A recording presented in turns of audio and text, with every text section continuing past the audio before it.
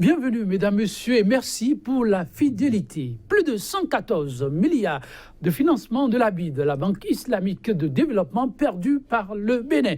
Banalisé tout au début, puis assimilé à de l'intoxication, la nouvelle, mesdames, messieurs, par la suite, s'est confirmée aux grandes dames du contribuable béninois. Au sommet de l'État, la pilule est plus qu'amère à avaler au regard des nombreux défis de développement des chantiers annoncés qui tous exige des financements conséquents.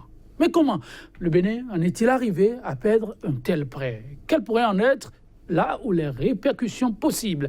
Et de quoi retourne exactement le dit prêt? Ce sont là des éléments de réponse que nous aurons à apporter à ces grosses interrogations qui taraudent les esprits. Thème au menu, annulation d'accords de prêt de la BID, Banque islamique de développement, conséquence d'une légèreté au niveau des cadres de l'administration ou de manquement au sommet de l'État.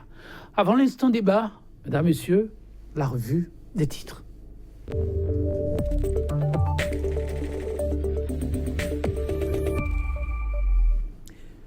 Que devient-on pour une fois encore nous présenter le point de l'actualité, mais vu par les journaux à nous parvenus ce jour. Quand devient maintenant, bonjour. Bonjour Joël Todi, bonjour à nos amis téléspectateurs, surtout ceux qui nous accompagnent dans cet instant de votre émission 100% Bénin. Merci pour la disponibilité. Rencontre avec le chef de l'État, dialogue social, crise. En tout cas, l'ensemble se joint et forme désormais une seule et même préoccupation. Tout à fait, à la une de beaucoup de canards, c'est bien sûr l'actualité qui domine. Et le Front pour le sursaut patriotique ne rate aucune occasion pour tirer sur la sonnette d'alarme. Et il a encore fait savoir à la suite de la rencontre manquée entre les responsables syndicaux et les membres du gouvernement, même si ce n'est pas manqué, la rencontre n'a pas véritablement accouché de ce qui était attendu. Là-dessus, First Info, si vous voulez bien, on va démarrer par ce quotidien qui met donc en grand titre malgouvernance, violation des décisions de la Cour, scandale des salaires des ministres, le Front pour le sursaut patriotique dénonce et puis annulation du prêt de la Banque islamique de développement, incompétence notoire du gouvernement, le DGCAA éjecté, Wadaï devrait démissionner, préconise le quotidien. La dépêche, cette fois, vers la mutation de l'Alliance Foscori pour un Bénin émergent en parti politique, les FCB reviennent, des soucis pour la mouvance, opposition du renfort pour l'opposition et puis point de presse du Front pour le sursaut patriotique, le FSP fustige la gouvernance, talon la nouvelle tribune, désaccord du moins entre deux anciens alliés politiques, talon Azanaï, impossible, réconciliation et puis dernier round de négociation gouvernement central syndical, encore un fiasco, dialogue difficile pour talon ce jour, puis l'Afrique en marche. Rencontre syndicat-chef de l'État, le rendez-vous tant redouté par Patrice Talon est enfin arrivé. Quotidien, le Béninois libéré, rebondissement dans l'épineux dossier de la boucle ferroviaire, le groupe Bolloré et Peak Network Limited, botté en touche, Talon et Mamadou Issifou ont trouvé un opérateur plus crédible. Échec des négociations gouvernement-syndicat. Talon peut-il sauver les meubles? Ce jour s'interroge le Béninois libéré. Le nouvel observateur cette fois. Exonération des intrants agricoles de tout frais de douane. Quand Talon sacrifie le ventre du Béninois au profit du coton. Situation sociopolitique tendue au Bénin. Le FSP met en garde le président Patrice Talon. Matin libre, rencontre chef de l'État, partenaires sociaux, le dégel, aujourd'hui ou jamais, s'exclame le quotidien. Puis, nouvelle mutation, confirmation du redressement contre les entreprises de Adjavon. Le régime Talon confirme les accusations de l'ONG GRDS Afrique. Point. Média pour finir, réflexion du professeur Ronia Wassou, comment la rupture s'emploie à dévoyer le processus démocratique au Bénin. Et puis, après la perte de 114 milliards de francs CFA de la Banque islamique de développement, le directeur général de la Caisse autonome d'amortissement limogé, un économiste, accable Abdoulaye Biotchane et Pascal Irénée Koupaki. Et puis, échec des négociations gouvernement-syndicat, Joël Tondi, Talon saura-t-il sauver les meubles? Quand je viens maintenant, merci à vous. Je m'en arrête là pour vous poser rapidement la question. Le point média, Talon pourra-t-il sauver les meubles, parlant de la rencontre manquée, mais une fois encore programmée pour ce jour-ci entre le chef de l'État et ses partenaires sociaux? Oui, il n'est pas le seul quotidien à en parler. Il y a aussi le Béninois libéré qui se demande si Talon peut aujourd'hui sauver effectivement les meubles, dans la mesure où l'épineuse question, ou du moins les épineuses questions qui divisent les membres du gouvernement, du moins c'est les centrales syndicales, c'est bien sûr la question de la réhabilitation du capitaine Trépeau. Alors, les centrales posent cela comme un préalable qu'il faut régler avant tout dégel. Mais est-ce que le chef de l'État peut faire ce rétro-pédalage? Rien n'est encore impossible dans ce Bénin révélé. Donc, on attend donc de voir. Et également, il pose comme condition préalable également la libération de certains détenus qu'ils accusent, qu'ils considèrent comme des détenus politiques, en l'occurrence Laurent Métognon. Alors, si le chef de l'État doit pouvoir donc procéder à une certaine libération de Laurent Métognon et réhabiliter le capitaine Trépeau, je crois qu'il aurait suffisamment gagné et montrer donc à la face du monde qu'il est plus que démocrate, contrairement à ce qui est agité dans l'opinion publique nationale. Mais si ces quotidiens en arrivent à s'interroger, c'est bien sûr voyant déjà l'échec venu, parce que les centrales syndicales ne se rendraient pas à la présidente de la République juste pour les beaux yeux de quelqu'un. Ils vont vouloir faire passer donc leur point de vue, et qui consiste donc à libérer le syndicaliste Métognon et le syndicaliste Trépeau qui sera réhabilité. Oui, si Joël t'ont dit, si le chef de l'État pourra donc transcender là où ses ministres ont échoué. Merci à vous, Kotovia Métano, mesdames, messieurs. Merci, ce sera tout pour la présentation du jour. On se retrouve demain, toujours avec la même disponibilité. À demain.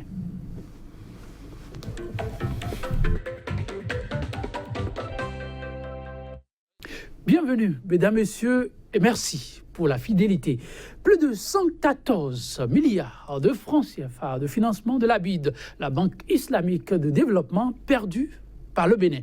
Banalisé tout au début, puis assimilé à de l'intoxication, la nouvelle, par la suite, s'est confirmée aux grandes dames du contribuable béninois. Au sommet de l'État, la pilule est plus qu'amère à avaler. Au regard des nombreux défis de développement, des chantiers annoncés qui tous exigent des financements conséquents. Mais comment le Bénin en est-il arrivé à perdre un tel prêt? Quelles pourraient en être là où les répercussions possible, et de quoi retourne exactement le dit prêt? Mesdames, messieurs, ce sont là autant d'interrogations, parmi tant d'autres que nous aurons à passer tout à l'heure même en revue, avec des éléments de réponse appropriés à apporter par nos invités. Thème au menu, annulation d'accords de prêt de la BID, la Banque islamique de développement, conséquence d'une légèreté au niveau des cadres de l'administration ou de manquement au sommet de l'État. Avec nous, déjà, sur ce plateau, Jules Léandre Kitty, journaliste. Il est un chroniqueur. Jules Léandre Kitty, bonjour. Bonjour. Merci de nous rejoindre. C'est moi. En face de vous, un confrère, l'analyste économique maison, comme j'aime à l'appeler, Kazmik Pidjo, journaliste. Il est le directeur de publication de Nouvelle Économie. Kazmik Pidjo, bonjour. Bonjour Joël Yetondi, bonjour chers téléspectateurs. Merci de nous rejoindre une fois encore sur un thème qui a des relents de données économiques. Affaire retrait d'accord de prêt de 114 milliards de francs CFA par la BID au Bénin. Le dossier continue de faire couler assez d'encre et de salive, et peut-être encore pour longtemps encore. Que se passe-t-il? De quoi s'agit-il exactement? C'est la principale question que se posent bon nombre de citoyens qui veulent comprendre davantage. Kazmi Pidjo, sur ce dossier, qu'est-ce qu'on peut retenir fondamentalement? 114 milliards de francs CFA. Qu'est-ce qu'il faut retenir fondamentalement? Il faut retenir que le Bénin a donc perdu 114,76, pour être plus précis, milliards de francs CFA sur 2 années. Donc, c'est-à-dire le biennal 2016-2018, où le projet devait donc, les projets et programmes retenus par la Banque islamique de développement et l'État béninois devraient donc aboutir. Au-delà de ça, c'est également sur un terrain, on est parti sur un terrain politique pour aboutir donc à ce résultat négatif pour le pays. Il faut déjà préciser qu'à l'entame, à l'origine de ces deux projets, c'était le régime défunt. Je ne veux pas faire l'apologie. Avant d'aller l'apologie. sur le terrain politique, pour le contenu, ce fonds devrait servir à financer quoi? Le premier, c'est-à-dire le programme donc, de microfinance aux plus pauvres, comme l'indique bien son nom, était réservé donc, à soutenir l'effort donc, du gouvernement béninois. L'effort entamé en 2007 par le gouvernement défunt, qui vise à soutenir les femmes surtout, mais aussi les plus pauvres, qui jadis n'avaient même pas 10 000 francs, n'avaient pas 5 000 francs pour s'octroyer un capital pour leur activité, c'est-à-dire dans la rue de Cotonou, Parakou et bien d'autres encore, il y avait des dames, il y avait de ces dames-là qui n'avaient même pas 5 000 francs CFA pour donc organiser leur activité économique, vendre par exemple de la bouillie, vendre des friands au bord de la voie, vendre de ces petits trucs leur permettant donc de faire face à leurs besoins. Donc ces dames étaient dans le besoin de financement.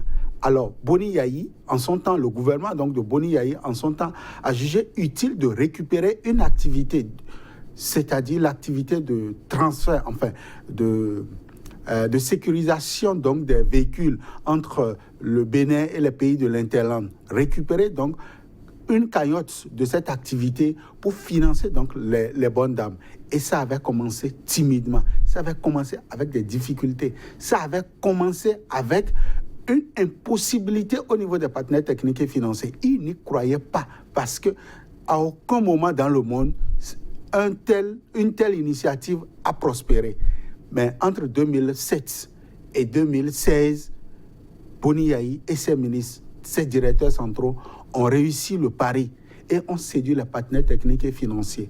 Je ne veux pas rappeler ici l'historique de tout ce programme-là, mais ce qu'on retient, c'est que à un moment donné de l'histoire, le Bénin était cité. Le Bénin s'est fait révéler à l'international au point où les partenaires techniques et financiers ont recommandé à des pays, tenez-vous tranquille, comme la Côte d'Ivoire, champion en économie au niveau de la sous-région, des pays comme le Togo, même si ce n'est pas le modèle économique à comparer au Bénin, des pays, s'il vous plaît, comme la Guinée équatoriale, des pays comme également le Congo a venu s'inspirer au Bénin du modèle de réussite en termes de financement des mésos. Je précise, il s'agit ici des méso-entreprises. C'est de ces petites entreprises dont je viens de citer.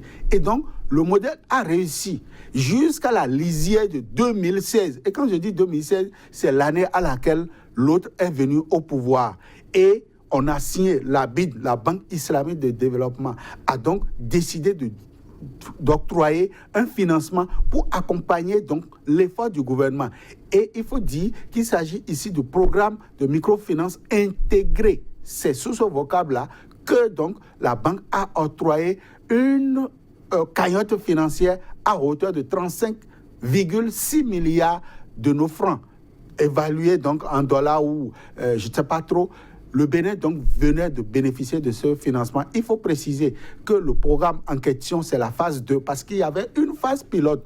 La BID avait expérimenté le modèle en phase pilote pour voir véritablement si le Bénin pouvait véritablement bénéficier de son soutien avec tout ce que la Banque islamique de développement avait comme exigence. Je ne veux pas ici les citer parce que ça risque d'alourdir les explications.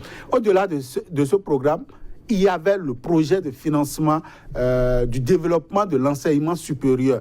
Un projet qui est également issu d'une volonté politique de Boni Yayi de mettre sur pied désormais une nouvelle carte universitaire au Bénin.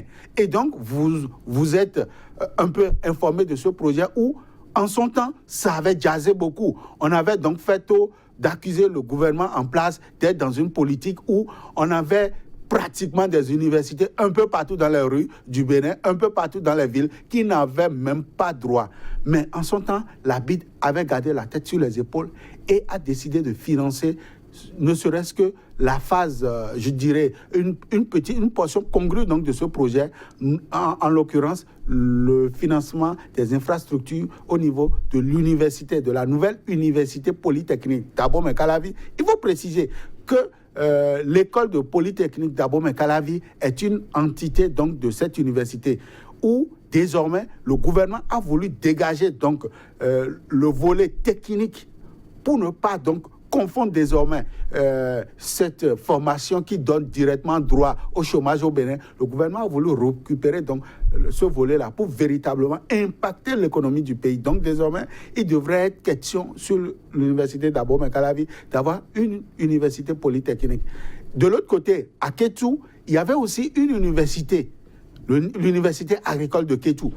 Et donc, les deux projets ont séduit les experts de la Banque islamique de développement, qui sont également venus apporter 96,5 milliards de francs CFA, s'il vous plaît, pour financer donc l'initiative du Bénin à revoir sa carte universitaire pour impacter l'économie. Donc voilà, c'est le cumul qui nous donne les 14, et quelques milliards de francs CFA, parce qu'il faut le dire, il y avait un volet qui nous revenait, il y avait donc une portion congrue que le Bénin devrait mobiliser, sinon le tout faisait environ 116 milliards de francs CFA. Donc voilà ce que Boni Yahi a laissé en héritage à Patrice Talon. Dans le développement, vous allez comprendre comment nous avons donc perdu ces 114 milliards. Ce qui apparaît comme un scandale qu'on aurait pu éviter n'a laissé personne indifférent. Les éditorialistes et chroniqueurs en sont saisis, chacun avec son regard. Quel est le vôtre par rapport à cette perte? Vous faites bien de le dire, parce que si on ne s'en saisit pas, on se serait rendu coupable d'un crime historique. C'est-à-dire que dans ce pays, j'aime à dire que les corps composés, constitués de la nation ne jouent pas leur rôle, y compris les médias, qui doivent sortir de ce rôle d'éléments à manipuler dans tel ou tel sens. Il faut qu'on prenne notre rôle et qu'on se donne des spécialisations et qu'on se dise, mais ouais, quand il s'agira de telle question, tel sujet, on aura au moins quelques têtes pour nous dire, voilà, d'abord, quand on a fini de faire l'état des lieux, dire, voici là où les gens ont péché. Moi, comment j'ai perçu ce dossier?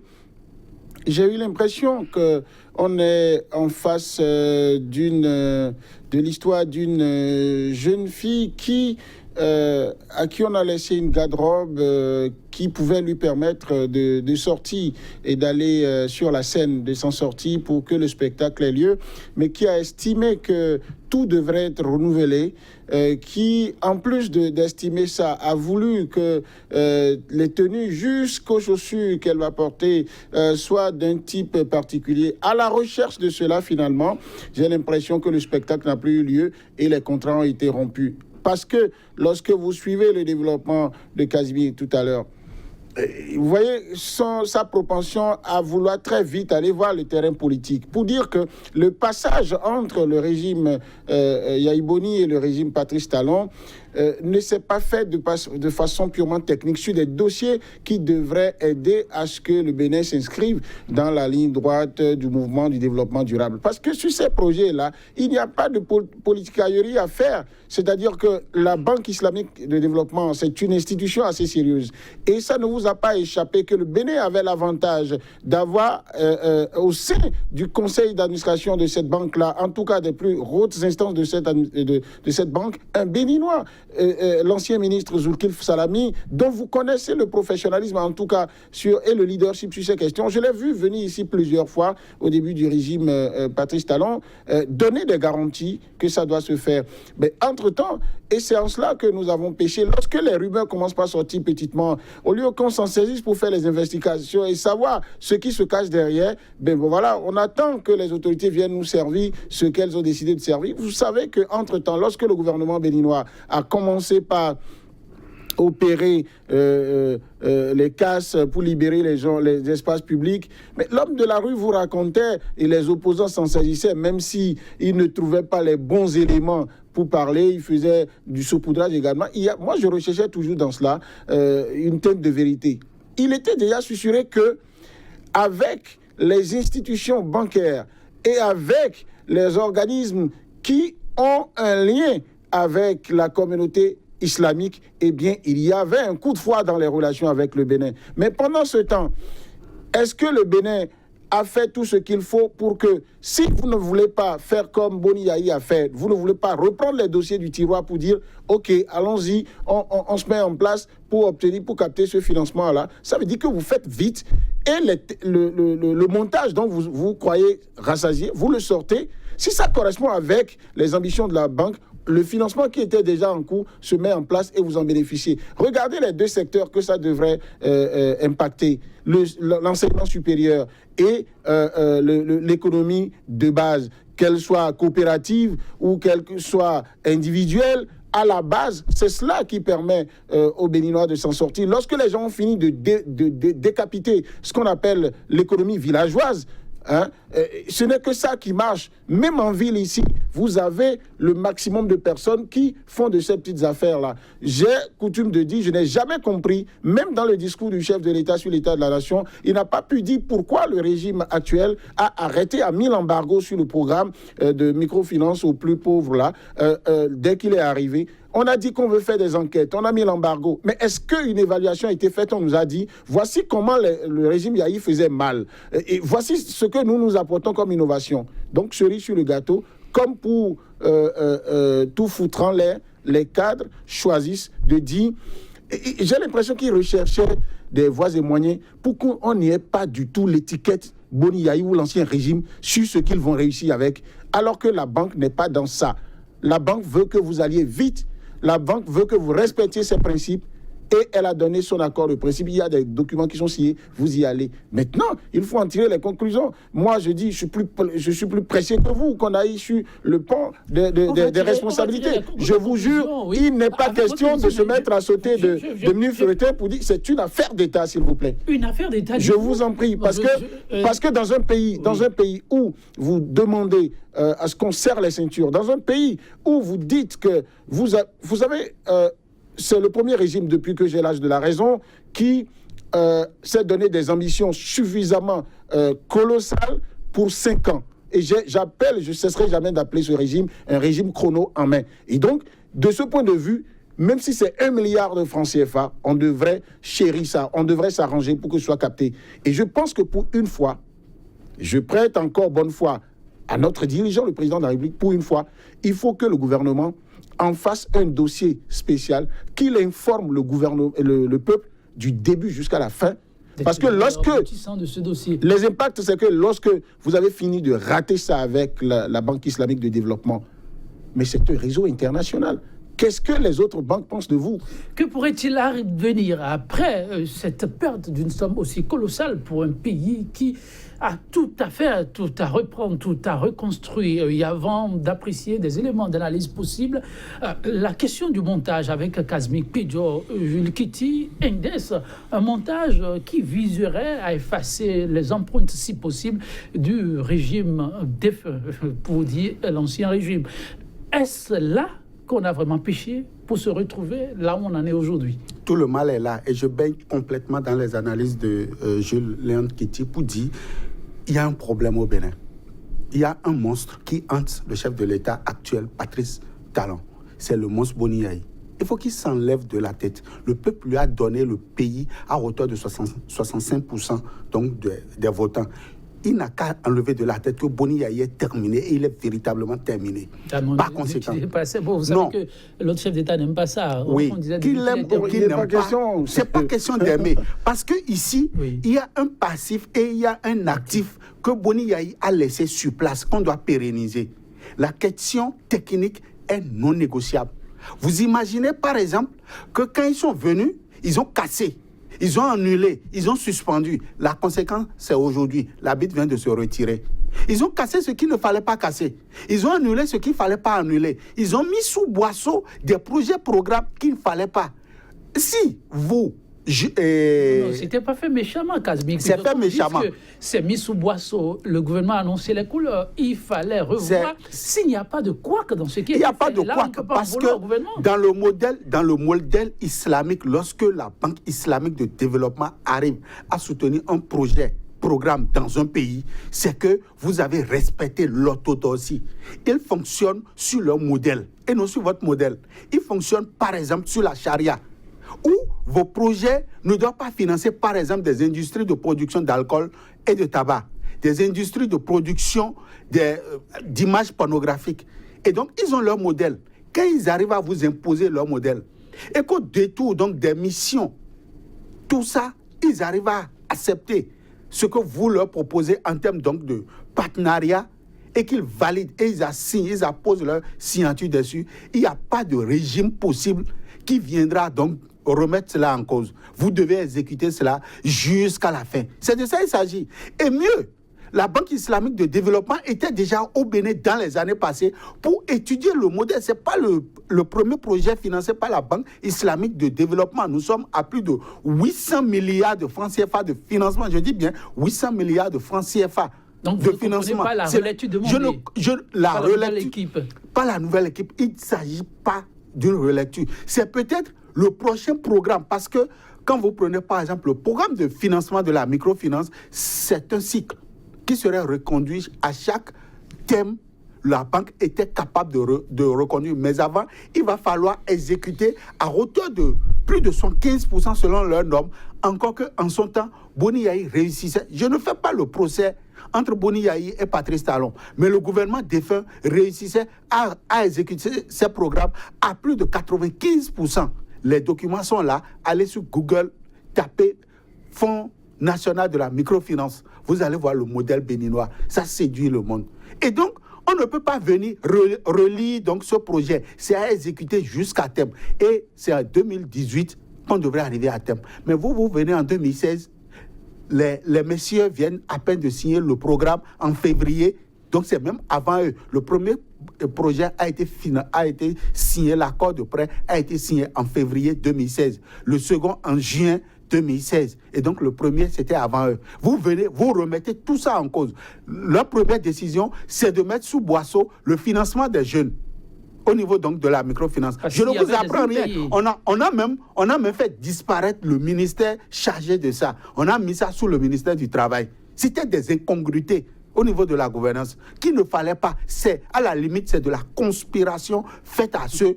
Non, je pèse bien mes mots parce que je ne comprends pas qu'est-ce qui peut animer un gouvernement à mettre sous boisseau des projets de développement. Je ne parle pas le politique. Sens de la transparence. Il n'y a aucune transparence à vérifier dans ce sens-là parce que je l'ai dit, la Banque islamique de développement... Ça, c'est nécessaire par contre. Oui, je suis d'accord. C'est nécessaire d'aller à la Banque islamique de développement... Ça n'empêche pas qu'il faut travailler à ne pas perdre... La Banque islamique de développement a mis sur pied des mécanismes pouvant permettre de contrôler à chaque instant l'évolution du programme. Ils sont ici. Ils ne sont pas quelque part à Jeddah ou bien je ne sais pas où. Non, ils sont ici et ils veillent au grain. Aujourd'hui, la pète Kazmi Pédio est consommée. Qu'est-ce que ceci implique? Ceci implique par exemple que pour le premier projet, c'est-à-dire le projet de financement des universités au Bénin, qu'on n'aura plus jamais de la Banque islamique de développement ce montant-là.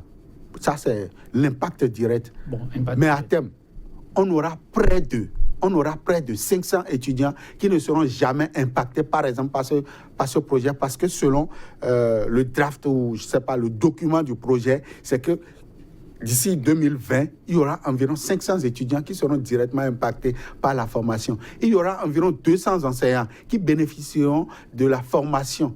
Il y aura des infrastructures telles que la construction de 2 rectorats R+2 de chaque côté qui seront réalisés. Il y aura l'équipement de ces rectorats-là. Il y aura plein de trucs. La construction de voies d'accès. Tout ça est prévu dedans. Je ne peux pas me mettre ici à citer tout ce qui est contenu dans ce document. Je prie les téléspectateurs d'aller simplement sur Google et de taper financement BID au Bénin sur ces 2 projets-là, et vous allez voir, les documents vont sortir, et vous allez voir un peu ce que le Bénin est en train de perdre. Au-delà de ça, c'est que il l'a dit tout à l'heure, la BID est dans un système.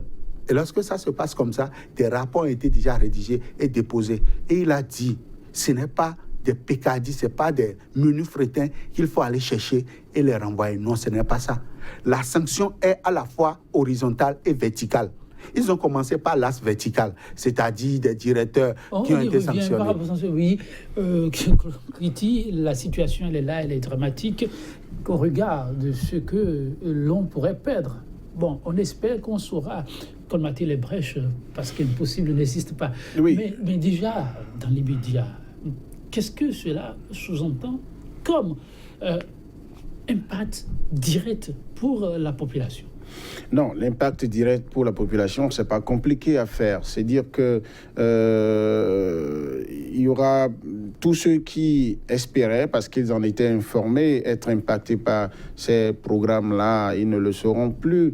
Le gouvernement béninois, qui est manifestement en difficulté par rapport à la mobilisation des ressources à l'interne comme à l'étranger pour donc financer les projets très ambitieux. Et ça, j'épouse ça. Rousseau a dit, quand vous cessez d'être ambitieux, vous cessez d'exister. Et je veux voir un pays, des dirigeants très ambitieux pour le Bénin, parce qu'on ne va pas continuer à dire petit pays, c'est pas la superficie qui fait le Bénin est plus grand en termes de superficie que beaucoup d'autres pays, mais qui sont plus développés que lui.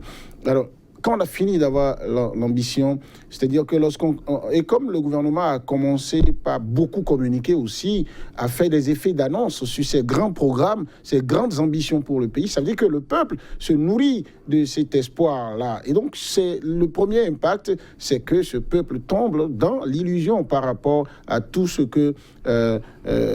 dont elle aurait pu bénéficier. En tout cas, pour ce qui est de ces catégories qui en seraient bénéficiaires, les étudiants, les professeurs d'université, la communauté universitaire en général. Et nous avons souvent crié ici qu'on n'a pas de l'argent pour la recherche. Lorsqu'on a fini d'avoir les infrastructures, lorsque on investit dans la technologie, en tout cas les filières techniques, eh bien, c'est également pour booster la recherche. C'est sûr que lorsque vous rentrez dans les méandres de ces programmes-là, qui ne vont plus être financés par la Banque islamique de développement, il doit y avoir des pans pour aider les jeunes chercheurs. Et tant qu'on ne va pas booster la recherche, on ne va pas évoluer. L'autre impact, c'est quoi? Lorsqu'on parle de microfinance, je vous en prie, il a dit tout à l'heure, le Bénin, même celui qui est l'inventeur des microcrédits, il a dit clairement, un État ne gère pas ça.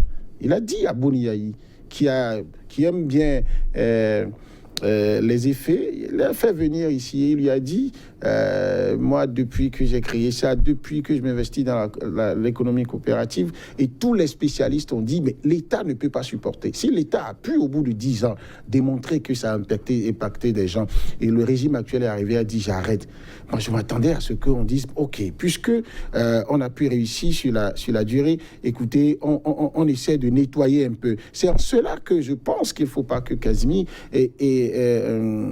oublie cet aspect, ce souci de transparence-là. Parce qu'il y a des couacs également. Lorsqu'on a évalué le programme de microcrédit aux plus pauvres, tout n'était pas rose. D'abord, les premières expériences, la phase pilote, vous connaissez bien le slogan, c'est l'argent de Boniaï. Il y a eu des impayés au-delà de 80%. Mais après, on s'est repris. Et dans la vie, et ça, c'est mon feu père qui me l'a appris, dans la vie, le tout n'est pas l'essentiel, ce n'est pas d'être champion. Mais c'est de marquer un pas, puis deux, puis trois, mais vers l'avant. Donc, si on a pu constater qu'il y avait des erreurs sous le régime défunt, on a pu corriger. Et qu'au finish, on se dit c'est bon. La preuve, le régime actuel, après avoir mis l'embargo, sans expliquer pourquoi, que sont les couacs qu'on a trouvés, on relance. Parce que sur le plan social, ça chauffait. Parce que, et c'est là où je voudrais en arriver à une question de planification. Le développement, c'est d'abord la planification. Lorsque vous voulez faire le développement et que vous posez les préalables, d'accord, vous allez par exemple libérer les espaces publics. Vous allez par exemple suspendre un certain nombre de programmes pour dire ça, c'est pas structurant, c'est pas important pour nous, ça ne nous permet pas de mettre en œuvre notre vision. Ça veut dire que là, vous êtes sûr à 200% que les gros bailleurs que vous avez, et ça, je peux dire que la Banque islamique de développement fait partie de ces gros bailleurs-là, vous savez que les gros projets que vous avez avec eux là, dans le montage, il n'y a plus de divergence entre vous. Vous savez que ça, ici et maintenant, à court, moyen terme, ça va se mettre en place. Ensuite, vous savez que les timings sont respectés. C'est-à-dire que vous avez mis à la tête de ça, vous avez mis des cadres qui sont compétents et qui font les choses dans les délais réels impartis pour obtenir ça. Ou du moins, pour parler comme un Béninois, vous savez que tchoko, vous allez avoir ça. Mais lorsque vous permettez d'annuler d'autres choses pour dire, bon, les autres, ils se sont levés un matin du sommeil pour dire, on va faire, et que vous prenez le risque de perdre ça, ça veut dire qu'il y a un problème. Et donc, l'impact, c'est d'abord sur les bénéficiaires qui étaient ciblés. L'impact, c'est sur l'image, la diplomatie économique du Bénin dans le contexte international où personne n'y va en négligeant le rapport de l'autre. Il y a, pour que les hommes comprennent encore, un peu comme des plateformes de discussion entre les bailleurs de fonds, les partenaires techniques et financiers. Pourquoi vous les voyez, même dans la diplomatie, même politique et surtout économique, pourquoi vous les voyez utiliser l'expression de chef de file? C'est qu'ils ont un réseau, ils discutent. L'expérience a montré que lorsque l'Union européenne vient, met en place un financement pour les forages, lorsque le Canada vient, lorsque pour un programme spécial de la Belgique, elle sort de la cagnotte de l'Union européenne pour venir faire une action à part, il y a des doublons sur le terrain. Et ça amène à la corruption. Donc les gens se sont décidés à se mettre ensemble. Donc dans le souci de montrer, j'ai l'impression que le régime a vendu son souci de voir plus clair, d'être plus transparent. C'est louable. Et moi, je suis pour que... Il a parlé des jeunes, par exemple, dont on a arrêté les financements. C'est à bon droit. Je pense qu'il ne faut pas continuer à donner de l'argent à des jeunes, de petits voyous qui viennent prendre de l'argent pour dire on a de beaux projets et après, ce n'est pas réglé. On a donné des chiffres qui montrent que beaucoup de jeunes se sont achetés des 4x4 avec. Mais un État responsable, qu'est-ce qu'il fait? Il interroge alors le système de contrôle, d'évaluation, le système qui permet alors d'empêcher ces évasions-là.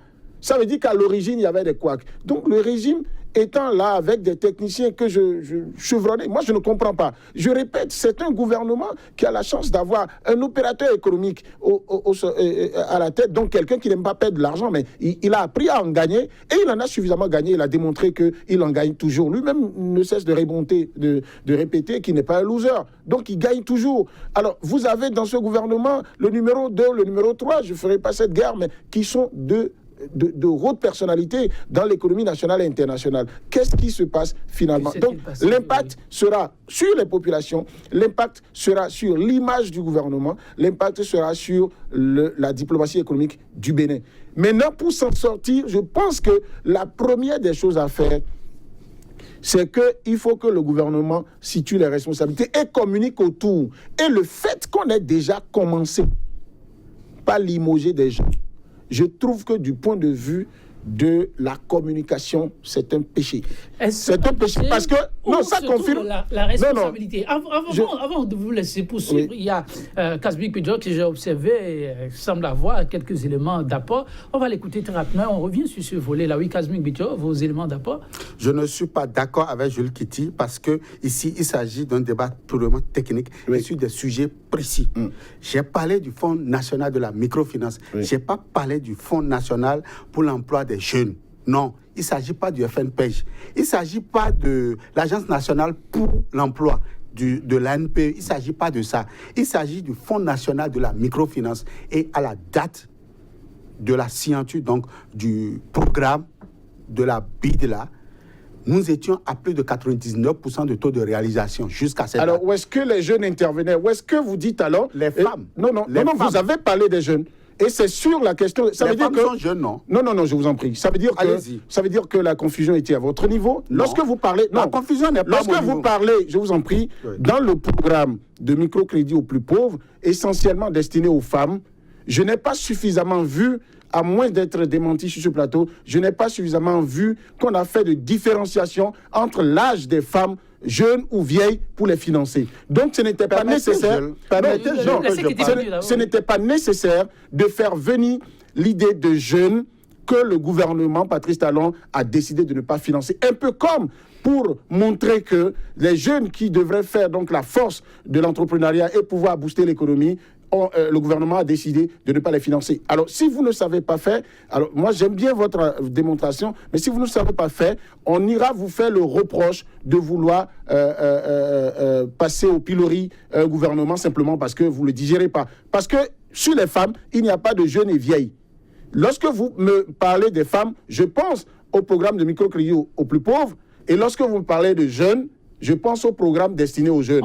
Et donc, de ce point de vue, c'est normal que je pense à ces autres programmes. Et finalement, je pense qu'on est d'accord pour dire, au moins pour ces programmes qui devraient financer les jeunes, le FNPEJ et autres, le contrôle qui a été fait par le gouvernement actuel, qui a permis de découvrir qu'il y a beaucoup de jeunes qui sont allés faire du n'importe quoi avec l'argent de l'État et qui veulent se cacher derrière des parrains pour ne pas payer. Sur ce plan-là, on est au moins d'accord que le gouvernement a bien fait de contrôler. Mais est-ce qu'il faut passer tout le temps à contrôler et il faut faire de sorte à perdre des financements? Non. Je vous en prie, écoutez mon raisonnement. Si vous étiez au Bénin entre 2007 et 2016, vous allez comprendre que quand on dit FNM, c'est un programme personnalisé sur les femmes qui avaient des difficultés. Il n'a pas refusé, Kasbi. Mais je dis la même chose. Permettez. Mais je dis, donc, il n'y a pas jeune femme et vieille femme dans ce programme. On est d'accord. S'il vous plaît. Je propose qu'on évolue parce on va évoluer. Et donc, sur le principe, je suppose que nous sommes au même diapason, même avec les téléspectateurs, quand je parle du FNM et quand je parle du FNPEJ. Mais je n'ai pas parlé du FNPEJ. Vous n'avez pas sorti le nom, mais vous avez parlé des jeunes. Je vous ai écouté. Ayez le courage de m'écouter. Et donc, quand je ne dis pas FNPEJ, donc on ne peut pas parler de taux d'échec. Parce que c'est avec le FNPEJ qu'on a connu les taux d'échec. Et mieux, vers la fin de son mandat, on a ramené certains projets du FNPEJ au niveau du FNM pour que véritablement on puisse aller vers la réussite. Et donc je suis d'accord avec vous que aller de l'avant, c'est de faire un premier pas, un deuxième et un troisième. Je suis d'accord avec vous. Mais de là, je parle du FNM. Et le FNM ne saurait être arrêté sous ce régime-là si ce n'est pas qu'on est calqué sur le modèle de Boni Yayi. Et mieux, moi je vais vous dire aujourd'hui, parce que je discute presque tous les jours avec ces cadres de l'administration des finances. Vous savez, le régime actuel, je vais le dire sans courir le risque d'aller en prison. Je vais le dire, le régime actuel ne veut rien entendre de réussite de Boni Yayi.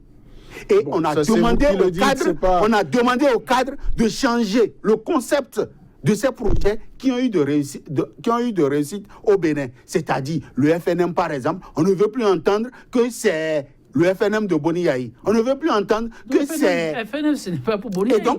Merci, monsieur le journaliste. Ce n'est pas pour Boni Yayi, c'est pour l'État béninois. Mais le gouvernement actuel n'a pas compris que c'est pour l'État béninois et donc ne veut pas s'investir, puisqu'on a vilipendé tout le temps Boni Yayi pour dire il n'a pas réussi. On n'est pas donc en train de prendre un de ces programmes pour pérenniser. Et donc, on a arrêté les bonnes dames. Alors, je l'ai toujours dit sur les plateaux, mon rôle n'est pas de faire de la politique. Mais je vais faire constater, par exemple, aux téléspectateurs que nous venons de perdre à hauteur de 10,34% du budget 2016 en termes donc de juste parce que on n'a pas voulu débloquer les sous. La perte, elle est là. Vous permettez, on va plutôt évoluer. Sinon, vous serez tout à l'heure supprimé. Sur l'essentiel, la réalité, elle est là, qu'il y a eu cette perte. Et qu'il faut, comme le soulignait tout à l'heure Jules Kitty, situer les responsabilités. Et tenez-vous tranquille, le gouvernement ne donne non plus là-dessus. Il y a une enquête qui a été menée, sinon plusieurs. Et ces enquêtes auraient prouvé que certains cadres au niveau de la CAA, la Caisse autonome d'amortissement, il y a eu mal d'ordre. Des documents auraient été substitués, documents co-signés par le ministre de l'économie et des finances et pas le ministre de la microfinance. Substitution opérée par des cadres de cette structure. Coup de tonnerre. On a dû démettre le directeur de ses fonctions et d'autres cadres seraient actuellement, Jules Kitty, en sursis. Donc, le gouvernement ne se repose pas. Et plus loin, il y aura d'autres qui se verront démettre de leurs fonctions, sans doute, dans les prochaines heures. Oui, c'est bon de démettre les gens, mais il ne faut pas qu'on s'extasie à l'idée de compter le nombre de personnes qu'on aurait dégommées. Alors, est-ce que ça... Il faut faire plus non, que ça? Oui, je vous en prie. Est-ce que ça nous aurait permis d'avoir la vérité? Parce que c'est celle-là que moi, je veux. Si, soit les enquêtes sont faites, ou elles ne sont pas faites. Parce que c'est après les enquêtes qu'on prend les décisions. On met les révélations à la lumière des dispositions légales pour voir qu'il y a mal donne. Maintenant, si le directeur général de la Caisse autonome d'amortissement a été limogé pour se mettre au service, à la disposition des enquêteurs et pour se mettre à la disposition de la justice, il faut, au niveau de la communication gouvernementale, le dire. par anticipation, de sorte à ce que ça ne tombe pas dans les polémiques de rue. Alors, autre chose, il faut que le gouvernement, je l'ai répété, en fasse une affaire d'État. C'est-à-dire que c'est aussi ça, la diplomatie. La diplomatie, ce n'est pas que des succès. Mais la gestion des crises, la gestion de l'échec, moi, sur ces questions-là, dans d'autres pays, vous avez déjà le chef de l'État ou le gouvernement qui se réunit très rapidement pour dire il y a péril à la demeure. Comment se fait-il que nous en arrivons là? Ça veut dire que si on a limogé le DG CAA aujourd'hui, ça veut dire que le chef de l'État, le ministre des Finances, jusqu'au moment où la BID notifiait au Bénin que nous ne donnons plus ces sous, c'est comme s'il pensait que tout allait bien. Ça veut dire qu'il y a un problème dans la circulation de l'information sur la gestion d'un dossier aussi sensible. L'honnêteté intellectuelle m'oblige à dire qu'il y a mal dans au niveau du circuit de contrôle. Vous avez parlé de substitution de documents. Ça veut dire que soit les choses n'ont pas été faites dans le temps, soit les administrateurs de la BID ont retrouvé sur les derniers échanges de documents avec le Bénin, ont retrouvé sur leur table des documents qui ne ressemblaient à rien, en rien à ce qu'ils avaient conclu avec le Bénin. Du coup, ils se disent, quelle est cette pagaille? Et en institution responsable, ils arrêtent. Et là où, tout à l'heure, je n'étais pas trop d'accord avec Kazmi qui disait qu'on n'en bénéficierait plus jamais.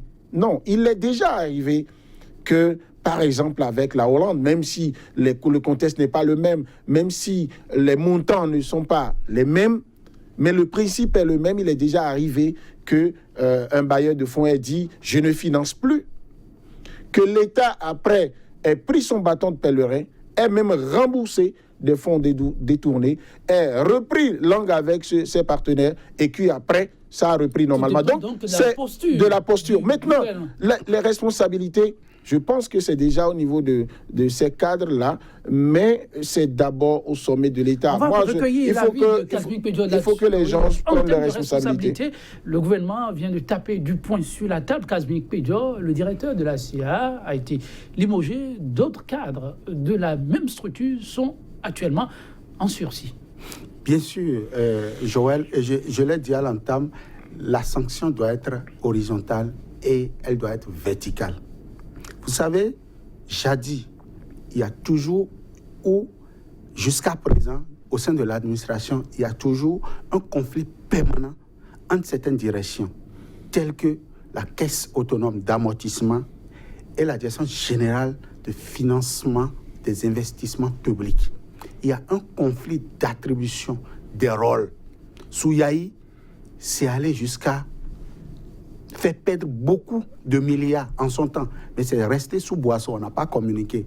Il n'y a qu'aujourd'hui, il y a un conflit sur le contenu même de cette direction-là. Parce qu'au niveau, par exemple, de la Direction générale de financement des investissements publics, lorsque nous nous sommes rapprochés des responsables, par exemple, ils sont chargés d'aller chercher des financements au regard donc des projets réalisés, enfin rédigés par... Et je rappelle pour les téléspectateurs que la Direction générale de financement des investissements publics est une direction sous tutelle du ministère du Plan. Alors que la CA, la Caisse autonome d'amortissement, est une direction, enfin, est une caisse qui est sous tutelle du ministère de l'économie et des finances. Et donc, il y a ce conflit permanent entre les planificateurs et les cadres de l'administration financière, où chacun se lance des pics ou bien vient empiéter dans le domaine de l'autre. Alors, la responsabilité va être difficile. La responsabilité est très difficile à être située parce qu'on ne saurait dire avec précision, tant qu'on n'a pas l'audit, on n'a pas les résultats, si la responsabilité, donc si le fait qu'on ait perdu donc, ce montant-là est du ressort de la Direction générale de financement des investissements publics ou de la Caisse d'amortissement, on ne saurait le dire parce que chacun a son rôle. La Caisse nationale, enfin la Caisse autonome d'amortissement a désigné le coupable, puisque le gouvernement a commencé par frapper du côté de la CA. Le coupable n'est pas forcément la victime ou celui qu'on doit abattre.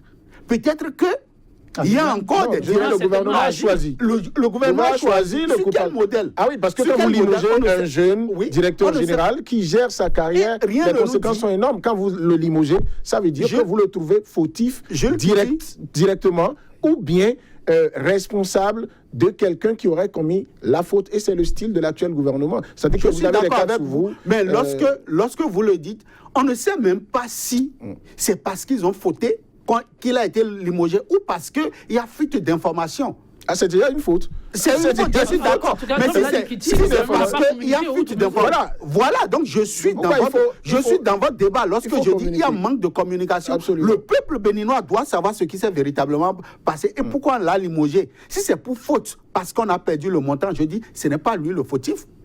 La sanction doit être d'abord horizontale. C'est le ministre planificateur et le ministre de l'économie et des finances qui doivent démissionner. Mais là, vous-même, vous n'avez pas attendu les audits. Hein. Vous avez demandé à ce qu'on attende les audits pour que les sanctions verticales se fassent. Vous savez mais là, pour les sanctions horizontales, vous n'attendez pas les audits. J'ai parlé de démission parce que le ministre planificateur, il est membre de la commission bancaire. Donc, avant que la BID n'envoie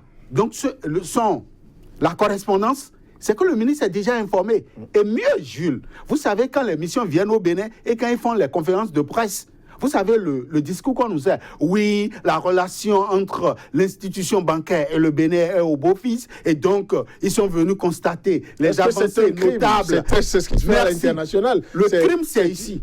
Parce que ça n'allait pas. Quand les chefs de mission sont venus et ont notifié certainement au ministre planificateur que ça ne va pas. Revoyez votre copie. Ils font chaque fois au moins 3 sommations avant de prendre leur décision. Et donc, je parie que la BID ne s'est pas levée du jour au lendemain et a décidé de mettre définitivement, je dis bien définitivement, un terme à son programme de financement. Et donc, je dis... À cette allure, on va dire que les membres du gouvernement qui sont chargés de développer le pays font un complot pour que le pays... Ce n'est pas un complot. Oui, parce que c'est à quoi que tout le monde... Lorsque tu es informé et que tu n'avertis pas la hiérarchie, ou bien ça a été fait. Ou bien lorsque moi, je ne suis pas prêt à dire sur ce plateau que le ministre du développement n'a pas... Non, écoutez-moi. Lorsque tu es informé et tu n'informes pas la hiérarchie, ou bien lorsque tu es informé et tu as informé la hiérarchie, et la hiérarchie n'a pas pris ses responsabilités, et que la conséquence est là, en bon citoyen, en bon personne instruite, tu démissionnes. Oui, malheureusement, le temps est complètement venu à sa fin. Jules Guity, quelle issue vous entrevoyez-vous pour ce dossier qui, somme toute, engage, comme vous l'avez souligné, l'avenir quand même de toute une nation par rapport au grand rêve qu'est celui du Bénin révélé? Oui, c'est 3 petites choses à faire. La première, que l'État, le gouvernement au plus haut niveau, prenne le dossier en main, montre aussi bien du point de vue des enquêtes qui doivent être faites sur le plan technique qu'au niveau de la communication, que ça le préoccupe au plus haut point. Et que les enquêtes soient faites en toute impartialité. Deuxième chose, que le gouvernement communique autour pour dire, oui, il y a eu des erreurs, nous n'avions pas cette intention, nos intentions étaient à 1000 lieues de là, et voilà, ça a échoué.